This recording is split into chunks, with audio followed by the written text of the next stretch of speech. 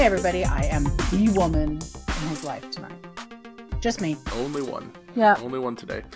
Because we are doing a movie no one else wanted to watch on the team.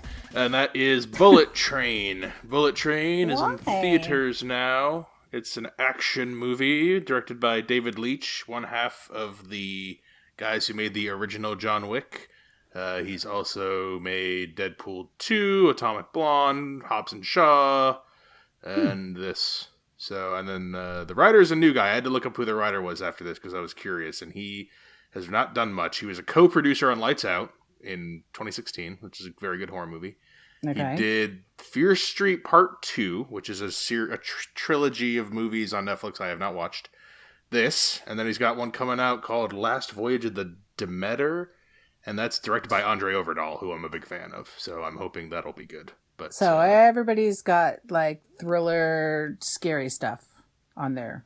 Yeah, basically, but it's a young team. It's these guys. These are not super. These guys have only been around the past 5-10 years. So okay, but it's not a young. Oh, it's a mixed cast. We got Brad Pitt, Joey King, Aaron Taylor Johnson, Brian Tyree Henry, Andrew Koji, Hiyuku Sanada, Michael Shannon, Bad Bunny, Zazie Beetz, and cameos that I don't want to give away because they're cameos. Yeah, we'll save that for spoilers. What do you know about this going in? Any of the stuff I just said? Are you interested? Yeah, I knew it was coming out. I saw that they were hyping it up and doing the opening weekends and everything. So, yeah, it sounds good. I mean, I can't remember the last Brad Pitt movie I saw. So, yeah, it looks transition to a third act, I guess. His third act Brad Pitt is. Yeah, I guess. I mean. He's really, I mean, he runs this movie. There's some people that have also a pretty good amount of screen time, but yeah. This is more ensemble-y to me. I mean, I know he's the main character, but we get plenty of stuff without him. Like he's the lead of an ensemble. Yeah, we get a lot of time with like a lot of like sort of couples, I guess, and not your average couples. Yeah, we have kind of odd couples. Yeah, a lot throughout. I think by design. Where's my thing here? Ladybug that's Brad Pitt's character, is an unlucky assassin who's determined to do his job peacefully after one too many gigs has gone off the rails. Fate, however, may have other plans as his latest mission puts him on a collision course with lethal adversaries from around the globe, all with connected yet conflicting objectives on the world's fastest train. Bullet Train, because it's all on this bullet train from Tokyo to other place. What's the other place? Kyoto, yeah. I figured one was Tokyo. But, they're going there. 54 on Rotten Tomatoes, which is lower. Based on the trailer, I know it's John Wick guys. John Wick movies all have like 80-somethings pretty much, and they're high audience scores. So I was like, this will probably get that. What's up? Nobody was made by the other, or David Leitch produced it, I think, and he made another guy made it, whatever. Okay. The movies he's associated with are typically higher rated. This one was a little, and then audience score I think was 78, which is that's not super atypical. 7.5 IMDb. All right, that's enough preamble. If you haven't seen, go see it if you want to. That's the stuff you need to know. Everything is a spoiler. Yeah. Yeah, there's a lot of spoilers. Like I said, there's multiple cameos in this too, so I didn't want to a lot of spoiler stuff, so now that's what we're doing now. Yeah. So Ladybug is obviously a code name for the Brad Pitt's character. He is an unlucky and like recovering, as in he's in therapy because he's been dissatisfied with his work because he's an assassin, because all the movies that these guys direct, all the characters are assassins. Makes for a fun world. And so he's on a call with his handler, Maria, and he's got a job to do. It's basically a pretty easy one. Supposedly he's got to get this briefcase on Bullet Train, and he has to just get it off, right? The train. That's his original objective, is to find it and get it off the train at a certain stop. Yeah, get on, get the briefcase, and get off. Yeah. Yeah, simple job. He's filling in for somebody else, a different typical guy. Carver. Yeah. Carver. Who we'll get him at the very, very end. Very end. And so he's got his little job, and he's got like an optimistic attitude, and he's like, "You're looking at the new me. I'm not gonna be this violent guy anymore. I've turned over a new leaf." And the train challenges him on that. And then there's a cast of other assassin-y characters that we're introduced to. The twins, as they're referred to, Tangerine and Lemon. That's Aaron Taylor Johnson and Brian Tyree Henry. There's the Prince, who's Joey King's character. She's like a schoolgirl, but she's also like British schoolgirl outfit looking thing, but she's also assassin lady. We've got the Father and the Elder, and those are members of White Death's organization, who he's the big bad we're going to get at the end. Yeah, it's like the Yakuza. Yeah, he's like a Russian dude, but he took over the Yakuza from the Elder's former boss. There's a whole story about that. And then a couple other smaller other assassin characters like the Wolf, played by Bad Bunny, the Hornet, played by Zazie Beetz, and then there's the son, White Death's son, who Tangerine and Lemon are initially tasked to protect. But we learn that all these different assassins have different motivations, and then there's a thing that ties them together at the end. And they're gonna fight, and it's kind of a puzzly kind of thing, watching the allegiances shift around, and it's got a punchy-ish dialogue, kind of dark comedy dialogue. So that's what's happening here. Okay, what do you think of Bullet Train? Why is this rated so low by all of these people? I'm confused, because is it because people went to this movie thinking they were going to get some sort of Brad Pitt vehicle, no pun intended, that, something, I don't know, akin to, this is, I guess, the thing that I can think of most, that it's more like Mr. and Mrs. Smith, but very on steroids. I don't know, I'm kind of bummed, because as we were watching the movie, I leaned over at least twice, and I was like, I don't think I'm supposed to be liking this as much as I do, because I really like this movie. I don't know. Did you think it was going to appeal to me? I thought you would. Well, you like action movies, so yeah, I figured you would like this. Beyond it's super gory, and like it's gory. Yeah. Well, do you like the John Wick movies? You like Nobody? I know you like that, which is a little more comedic than this. I've never seen a John Wick movie because of the dog situation. Yeah. Yeah, but that's not, you already know what happens. You don't need to, there's no more. I hold it against it, much like, the Armie Hammer situation. I hold it against the John Wick franchise. Yeah, but here, okay, that's extremely different, but all right. It is. I don't disagree, and I'm not going to justify it. That's just how it is for me. I don't generally, I want to say I don't generally love super gory movies, because this is gore for gore's sake a lot of times. Although none of us live in an assassin world, so I don't know what that's supposed to look like. But we did just review The Gray Man, which is also an assassin movie, and very different kind of assassin movie, I think. And I really enjoyed this a lot more. It was the comedic element of it. It was the way that some of the characters played off one another. I truly enjoyed Lemon and Tangerine way more than I probably should have. I do like that's Brian a pair Tyree. Made for you. It's an odd couple British pair with actors that are pretty good. Yeah. But Aaron Taylor Johnson in the beginning, when he was this character, I was like, I don't really like this very much, but he grew on me. I am a fan of Brian Tyree Henry, so that was pretty easy for me. This movie just was, it had the propensity to go long and feel long, because there's a lot going on, but it's a lot of the same kind of stuff, but we do have a lot to unravel here. So, initially, I think I'm giving this a rave review. I'm smiling so much right now thinking about it, and there's way more blood in a movie than I should be smiling about. So, yeah. I love this movie. Oh my God. Oh, it's so good. I loved it. I loved it too. Oh no. This is going to be a terrible review. This is going to be a terrible review. Why is it I have no idea why this is at 54.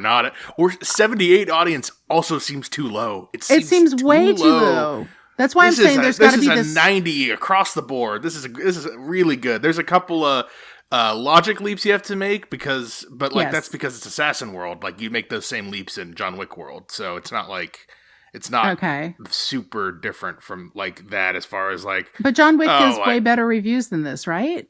Which I can't yes, understand it does.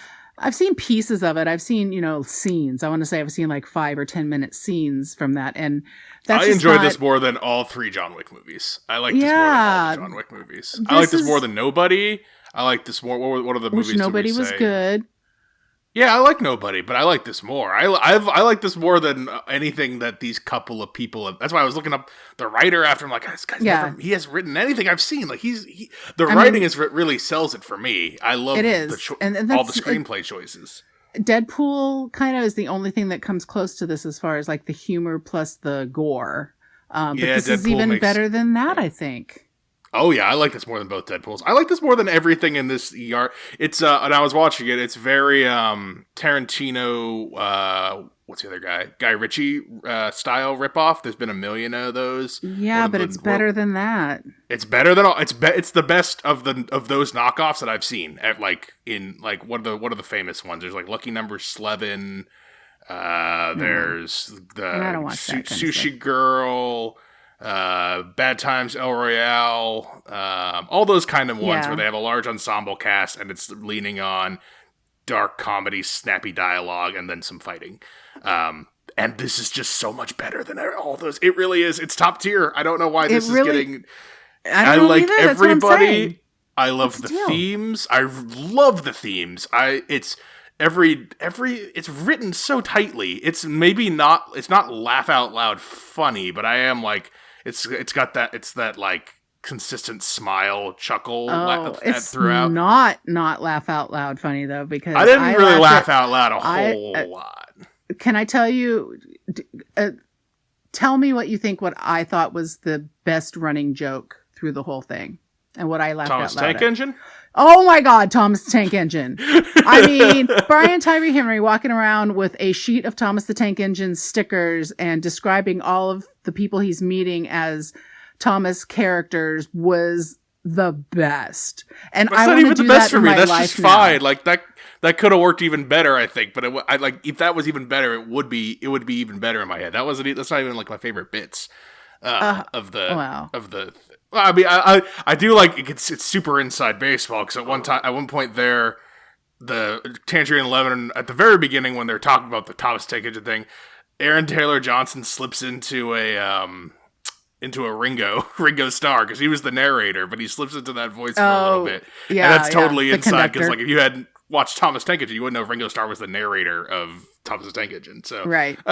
I like shout outs like that. A lot of good montages. I love the Bad Bunny usage. The whole movie was a montage. That's why I like it so much. It's so montagey. It's so montage heavy. It's 2 hours. And I didn't check my phone at all. It was zipping by. Yeah. It was so fast. Yeah. And I was I was like, even this world is maxi, like it's out there and it's not, and even if it existed in real life, it's probably not anything I would encounter in my, in my world.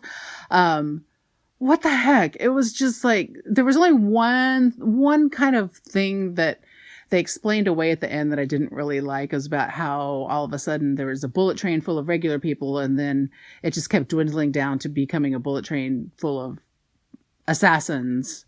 Because White Death bought out the train at the end. Yeah. It's those kind of things. I'm totally forgiving of papering over that kind of stuff though, because like in my head it's Assassin World, like it's like the John Wick world where like babies are packing heat, so like it doesn't matter. like that the as long as the internal logic of all the characters is working out, that's what I care about most. And it's tight. Yeah. It's very tight.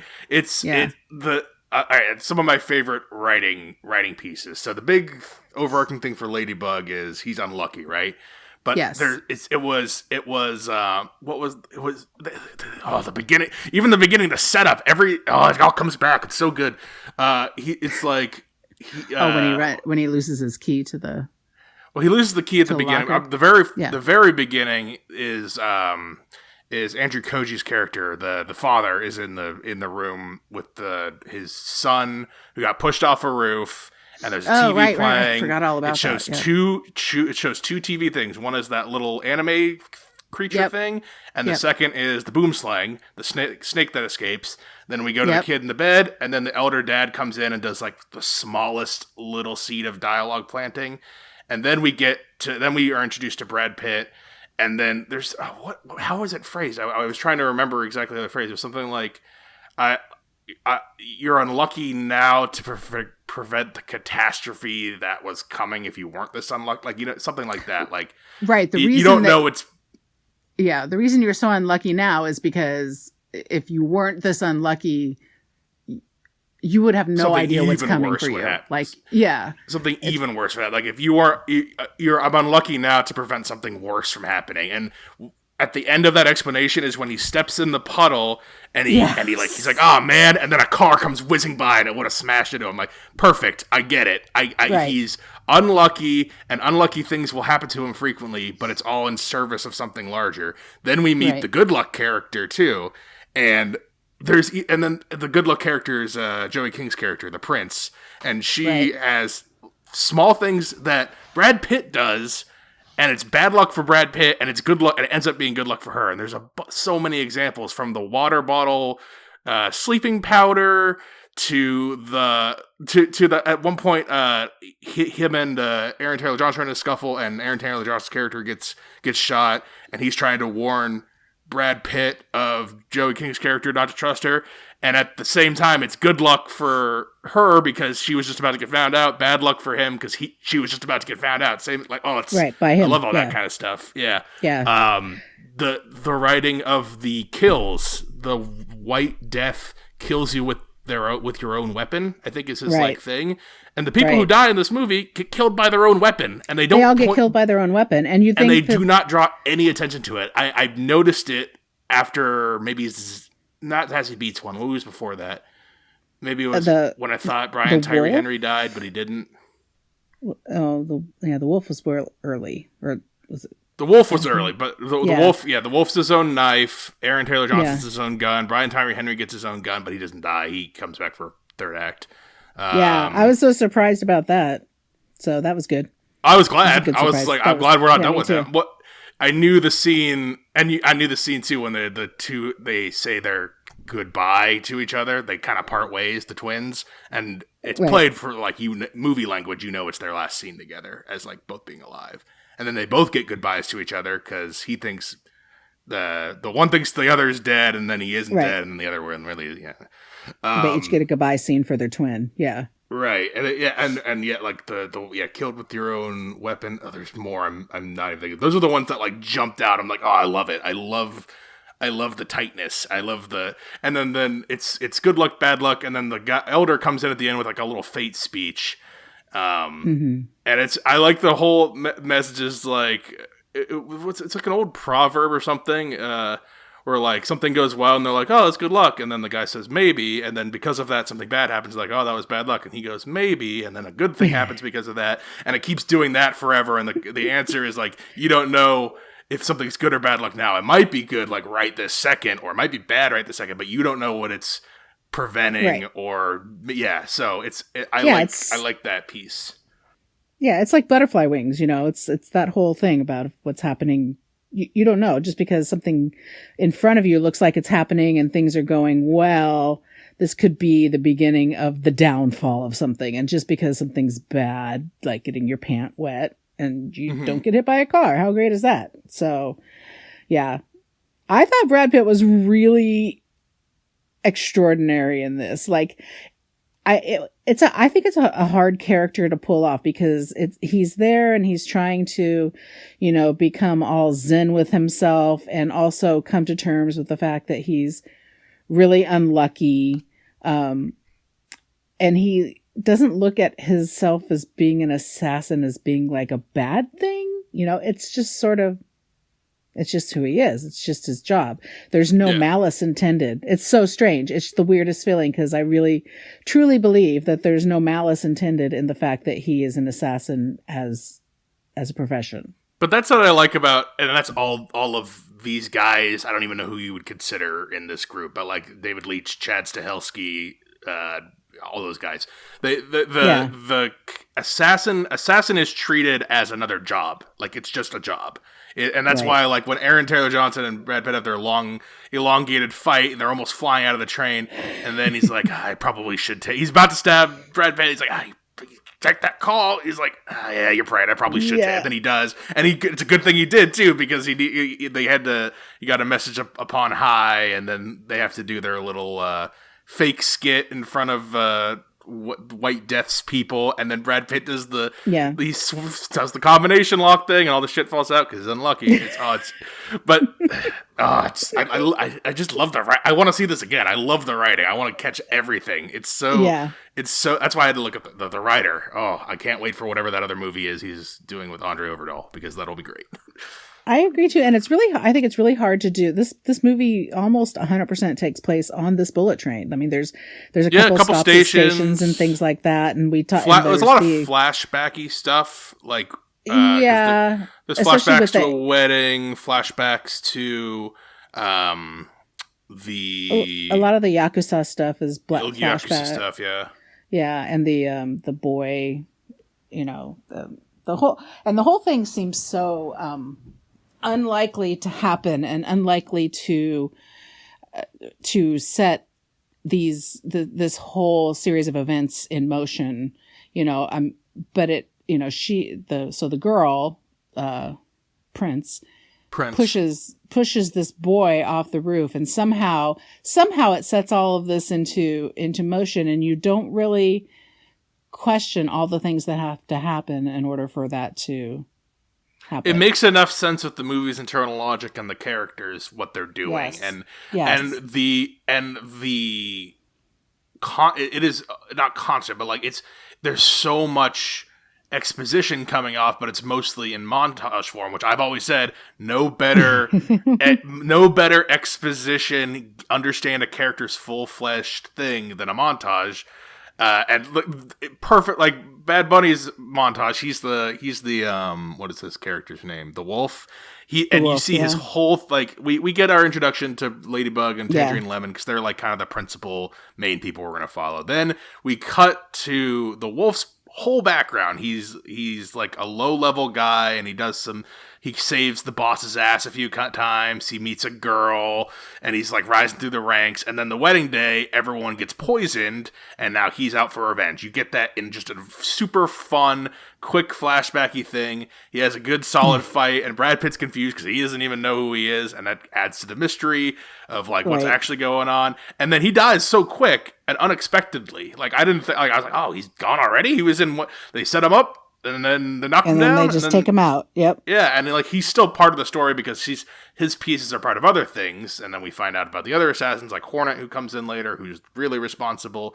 But like, it's like that character was on screen for no time at all. Most of the time he's on screen, he's dead in a chair. Yeah. And Brad Pitt's putting him in different funny positions. And that leads to another great writing misunderstanding mishaps in writing where like, it's Ladybug and Lemon, and they're sitting at the table, and then they cordially, assassinate talk, and then but you killed a guy on the train, and Lemon thinks he killed the son, White Death's son, and then he's like, and then it gets like a quick flash, and it's all the way down the train because Wolf's dead, so they have it's that good misunderstandingness, right.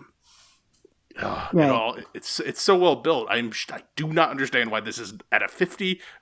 I don't either. Paltry, ridiculous.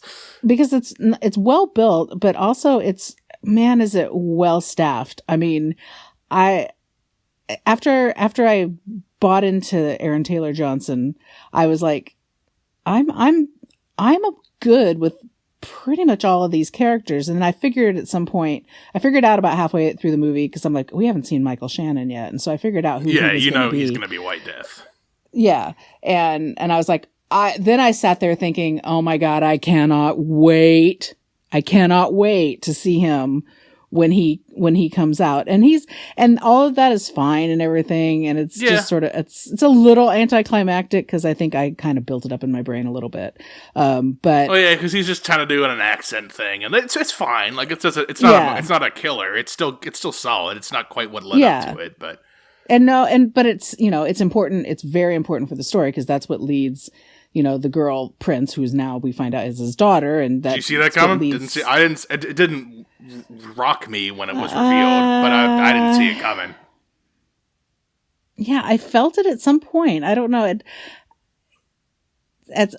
Maybe it had to do with, I knew that there was a connection between Prince and the son when the son was killed, and then she went over to him and spat on him. I was like, there's a connection here, but I didn't think daughter.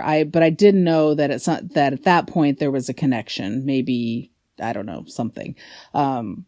Just the funny things in this movie, the use of all of like the weird anime stuff and how everything was just so Japanesey and, kind of just, you wouldn't think it's believable, but it's totally believable in this universe. And I love it. Down to Brad Pitt going, oh, these wasabi peas are great, and eating wasabi peas now for the whole rest of the thing. And at the end, they wasn't supposed to eat that banana. I was supposed to eat these wasabi peas. Right. Yeah. And even, and all the way to the end. And there was a credit scene. Did you stay? No, I didn't say. I don't. Okay. I've given up on that. I'm like, the movie. It wasn't end credit. It was really quick. Like it was. Oh, no, I didn't. Right after. I didn't see it. Okay. I've forgotten what it was now. We'll have to talk about the end of the movie. Well, yeah, we'll talk about. Yeah, let me think. What other ones I wanted to point out before the last part? We didn't talk about Zazie Beetz' character. Hers is, I guess, the least used of like famous people character, like people right? Because half the time she's in a costume. Right, she's mostly in a costume. She's kind of a wild card because she's kind of we don't know. She's the last one we find out is there. She's the last she's the last one on the train we find out is in on this whole whatever's going on. Right, and then and she gets taken out with her own venom, which is all part of the kill by your own weapon thing. It's a good that extra not the piece. best? Yeah, that was the best death where Brad Pitt's like, oh, is there anything I can do to help you? And she's like totally dying from this. Yeah. And like, oh, do you want some water? Or I don't know what you're going for there, but it was the longest, funniest death. I laughed too much at this movie. It's not funny. Everyone dies. I mean. Well, I love that. It's back to the bad luck leading to good luck thing. It's Brad Pitt actually he gets stabbed by the anti-venom, and then later he gets bit by the loose snake that she was looking at. Which was set up even earlier by the news thing saying, "Oh, the boom sling's out." I'm like, "Oh, that's good. If that comes back, that's so good." The thing that was written that didn't come to fruition, and I didn't know how they were going to do it, and I was hoping they would, and they didn't really. Was at one point Joey King's the Prince character is like, this is like my story. This isn't all your story. So I was waiting for a turn where she was the secret protagonist, and I thought that's what the end, because her character is the most mysterious until White Death comes in, and it's like, oh, it's a father-daughter. Okay, that's what that is. But I thought there was going to be some other thing that made her the main character, and because she dies at the end, but I thought she was going to be like, I don't know. I thought that something was going to happen there because that's what the setup was. But yeah, what are you gonna do?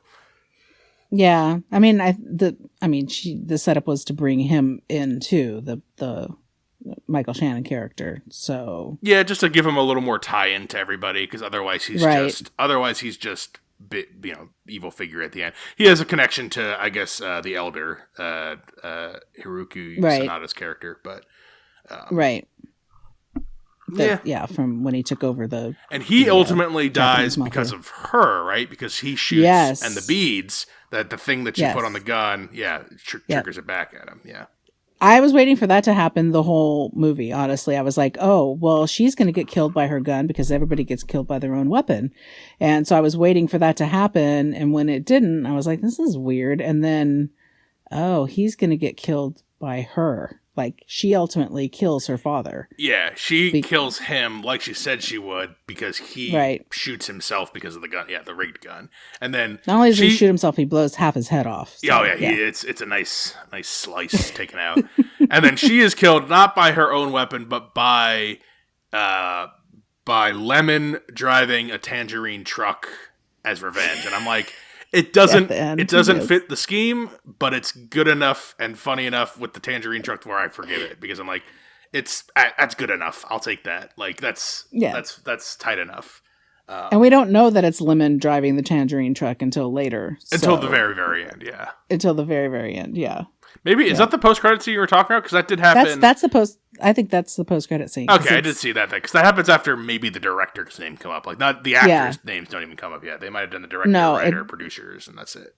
No, it's really quick, and there was nothing after that. So that was Right, totally worth waiting for. He jumps off the bullet train to take a guy out into the water, and then into the water, survives. And then we see he's the one that ran her over. I don't. As far as we know, he doesn't die. Right, he goes off in the sunset, driving his tangerine truck.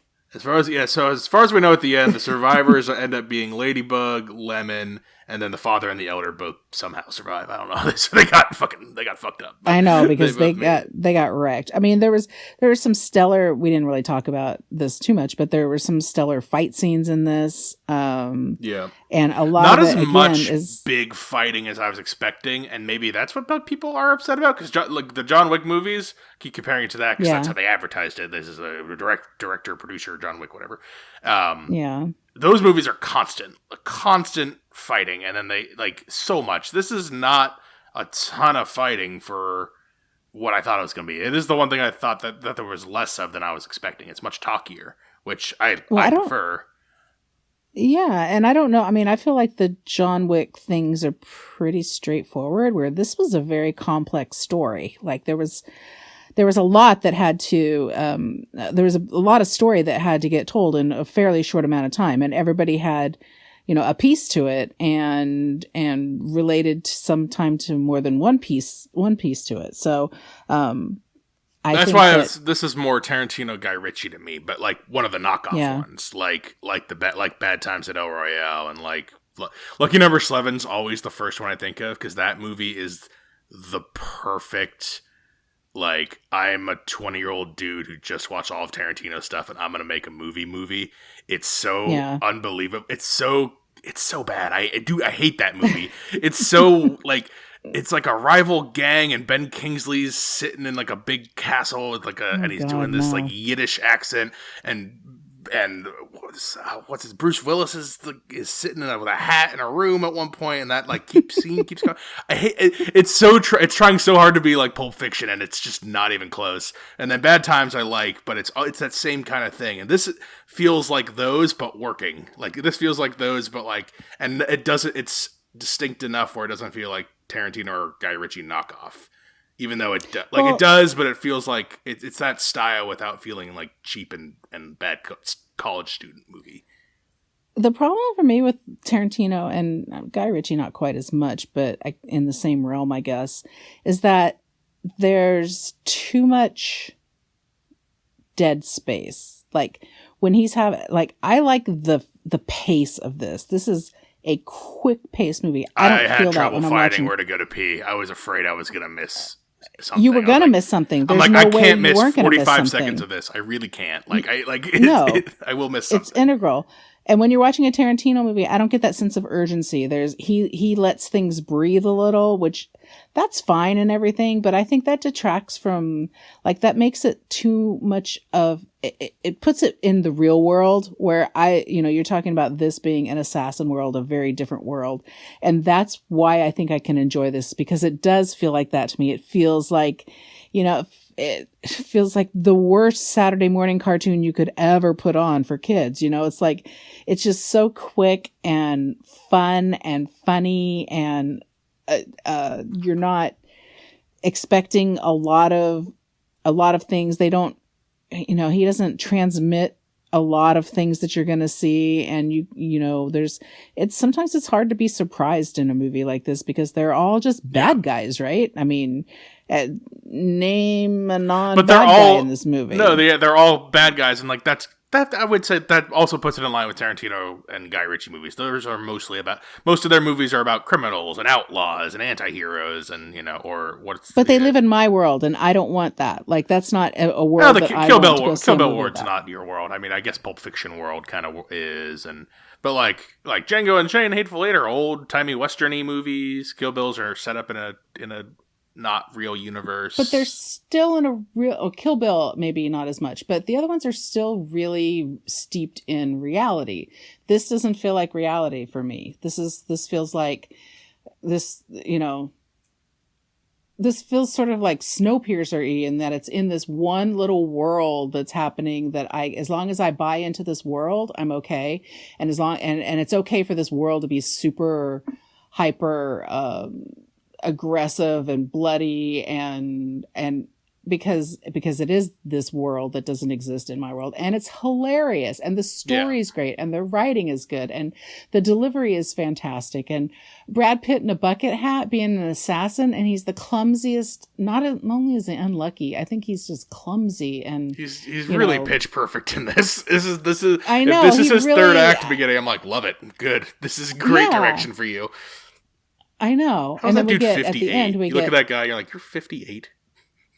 He's 58. That guy's 58. Oh. Look at that dude. You're like, I'd be like, that's a pretty good looking 43-year-old. like he does not look 58. 43 is not 43 in Hollywood. I mean, that's I know, but like if you saw that guy walk around, you'd be like, oh, that dude's in his early to mid 40s. You would not be like, oh, that's almost a 60-year-old man. Well, yeah. Well, then we find out at the end that his handler is, Sandra Bullock, and it's a favorite cam. She is favorite of the she's probably, I think she's like 50, but favorite of the cameos. We got Sandra Bullock as the voice throughout. We've got Channing Tatum as train passenger. Oh my gosh! And we've got Ryan Reynolds as Carver, the assassin who was supposed to be there but isn't, and that leads to another very funny mix up when White Death is revealing why because that's the big reveal. White Death coordinated this whole thing. The only thing I don't think he foresaw was his daughter, but he didn't really give a shit about that, even though his daughter is ends up being the death of him. Yeah. But like he was trying to get Carver on because Carver is the one who was part of responsibility for his wife's death. That's kind of this whole setup. I'm going to kill all the assassins who were responsible for my wife's death one way or another, including his own son. But Ladybug was not the one who was responsible there. Another string of bad luck, which ends up turning into good luck because he was a replacement guy. He was supposed to, Ryan Reynolds is supposed to be the guy. Yeah, which that would be a totally different movie. But yeah.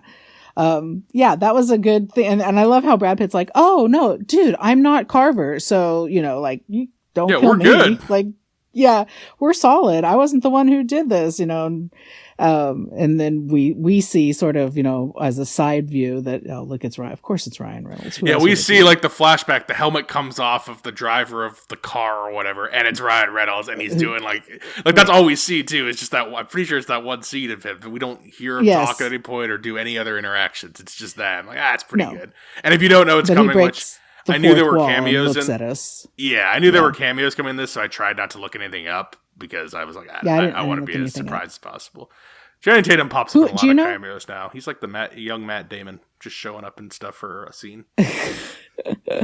He took me out a little bit because I was really not expecting to see him there, but he was a good addition.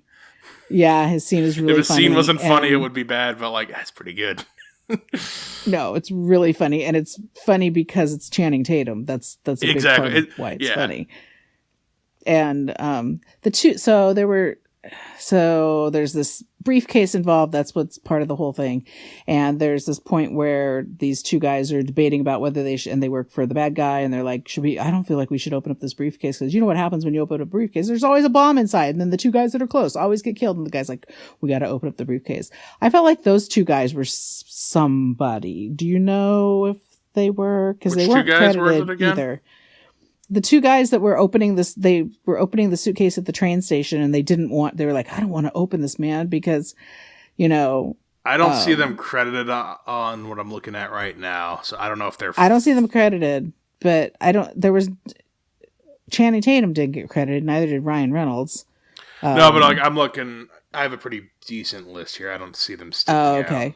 Like, I don't think I think if they were named, like, they might be like it might have been like the writer or director or something, like maybe, or like or like one of their buddies from one of their other behind the camera buddies from one of their other movies. They do that seems like that kind of role. One of those kind of roles. It felt like it because it was longer than it needed to be. But funny nonetheless. You knew it was going to happen. So yeah, it's decent. It's decent. Yeah, that's what. Yeah, like I did not. It was not laugh out loud funny for me for the most part. There was a couple of like pretty party laughs. It was though a little bit, but like I was just more really just like engrossed and enjoying all of it. I saw it with. I think there was a family of 5 in front of me. When I say a family, I mean it was an adult man and woman, probably in their 50s, and then three kids. I would say 10 to 14 aged, and then a dude sitting a couple seats away from me by himself, and then a dude sitting behind me who kept fucking turning his light on his phone and fumbling around in all the seats and like looking for something, but he was looking in multiple seats, and then he would stop, and then he would start doing it again. I'm like, I turned around, I was like, dude, you gotta fucking stop. I said that, and then he shined his phone light at me, and then he turned it off, and then that was it, and then he didn't do it anymore. I'm like, I don't fucking know what that all that was, but. Oh god, you know what scene I thought was really funny, and maybe I know it was meant to be that way, but maybe I thought it was funnier than it was. Brad Pitt and Aaron Taylor Johnson are fighting in like the dining car where the girl comes the sparkling water scene. The girl comes in. She's like a girl that just goes up and down, and she's selling random shit for people to eat. Yeah. And she's just like, hello, is there anything I can get, And Brad Pitt's like, yeah, I'll have a water. Oh, wait, can I get a sparkling water? And it is sparkling water. And there's this whole Fiji water thing that runs throughout the whole thing. Yeah, which I for think the sleeping powder funny trick, too. Yeah, with the sleeping powder. Yeah. But how him and Aaron Taylor Johnson are just kind of like looking at each other the whole time. Like, yeah, there's nothing going on here. And these two look like they've been beat to shit. And this girl is unfazed. Like, yeah, she's like, hello. I know. It's like, okay, thank you very much. It's going to be this much. And he's like, I don't have any money. And then it's just, I just love that. And it's played a little longer than it Aaron probably Taylor should Johnson have been, but I love that. I love Aaron Taylor Johnson has to pay for his water. He has to pay for his water, and then they have to go back to fighting after, after chucks, that the whole scene 10 ends. quid. Yeah.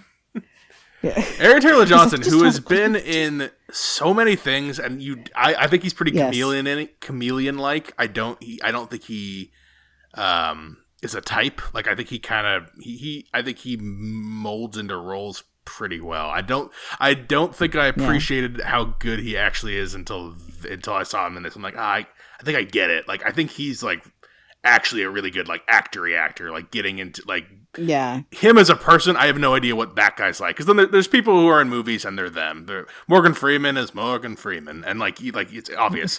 And like there's people in this even, but he's a much more chameleon, and I appreciate it. Brian Tyree Henry is too. He does all kinds of different types of characters that I've seen, and he's just been great. I'm so glad we saw. What did we see him in that play like 4 or 5 years ago? 5 years ago, probably. We saw him in Lobby Hero, and he was not. He was. Yeah. It was Chris Evans, Michael Cera, him, and fourth, and this other woman who was Belle Powell. Belle Powell. Oh yeah. Okay. Oh okay. I've seen her on something else actually. Now that you say her name. Yeah, she's been in. She in Glow. I know she's done some. And she's been in some TV stuff too. Okay, but like when we saw that, and like Chris Evans and Michael Cera are the names, and like I was like, Brian Tyree Henry this guy blew them out of the water. He's good. The best of the four, and it's not. He's circles around these guys, and then now he's got every movie role, thankfully, because he fucking is great. But because he deserves it, and I agree about Aaron Taylor Johnson. I feel like this was really a mature. I mean, this character was not a mature character by any stretch of the imagination, but like this felt like a mature choice for him because like, people know him from Kick-Ass. When he was fucking Kick-Ass. Kick-Ass. He was a high school superhero like 10 years ago, and like and I know I mean that makes sense age wise. He's in his early 30s, but then he was he was Quicksilver for one movie. Quicksilver in the Marvel, Marvel he was in Tenet. He was he's just like a soldier, like meathead guy in Tenet. He's gonna be Kraven the Hunter in that Sony universe of Spider-Man shit, the Morbius, Vulture, like Venom. bad choice for him. Like, he's going to get wrapped up in that that's garbage. What I mean. Yeah. Perfectly fine for them to get him, but I don't. I'm sure that'll be terrible. He's in Nocturnal Animals. He's good.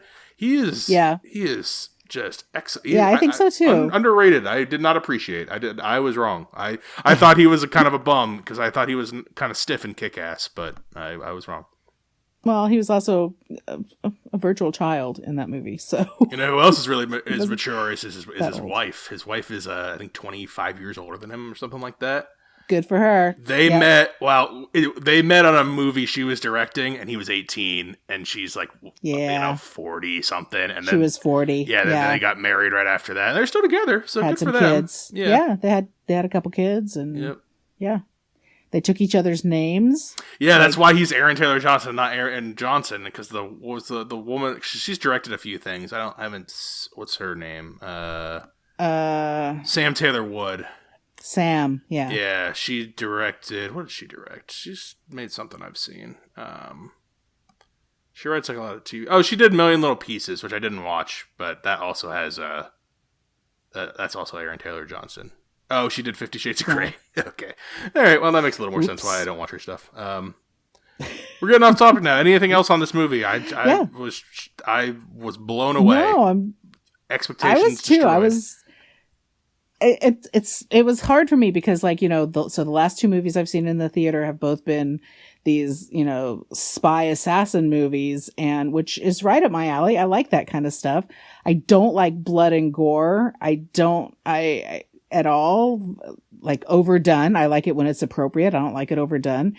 And this like ran circles around the Gray Man for me, which is the Gray Man seems more up my alley. Like the Gray Man is more up your alley. It's more traditional. It's more Bourne. This is more like me when I first started watching movies, like any nerdy teenager who loves their Tarantino shit.